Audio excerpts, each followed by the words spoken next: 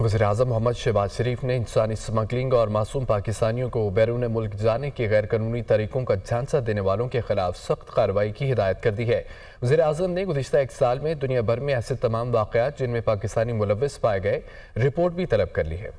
ज़ेर सदारत अहम इजलास वज़ीर आज़म का 2023 के कश्ती उलटने के हादसे के बाद ऐसे अनासर के खिलाफ कार्रवाई में सुस्त रवि पर इजहार बरहमी मुलविस अफसरान के खिलाफ कार्रवाई का हुक्म दे दिया। इजलास से खिताब करते हुए वज़ीर आज़म मोहम्मद शहबाज शरीफ ने कहा कि इंसानी स्मगलिंग पाकिस्तान के लिए दुनिया भर में बदनामी का बायस बनती है और इसको रोकने के लिए ठोस इकदाम की जरूरत है। सुस्त रवि से लिए गए इकदाम की बदौलत इस किस्म के वाकयात का दोबारा रूनुमा होना हमारे लिए लम्हे फिक्रिया है। वज़ीर आज़म ने IBMS निज़ाम फौरी नाफिज करने का हुक्म भी। वज़ीर आज़म को बताया गया कि अब तक 174 केसेस को अदालत में पेश किया जा चुका, जिनमें से 4 को सजा हुई। वज़ीर आज़म ने घिनौने फेल में मुलव्विस अफराद के खिलाफ कार्रवाई में सुस्त रवि पर इजहार बरहमी करते हुए वज़ारत खारजा से 1 साल में हुए वाकयात की रिपोर्ट और अवामी आगाही के लिए चलाई मुहिम की तफसीलात तलब कर ली। वज़ीर आज़म ने कहा कि इस सिलसिले में बैनुल अक़वामी इदारों के साथ ताउन बढ़ाया जाए ताकि मुस्तक़बिल में ऐसे वाकयात की रोकथाम की जा सके।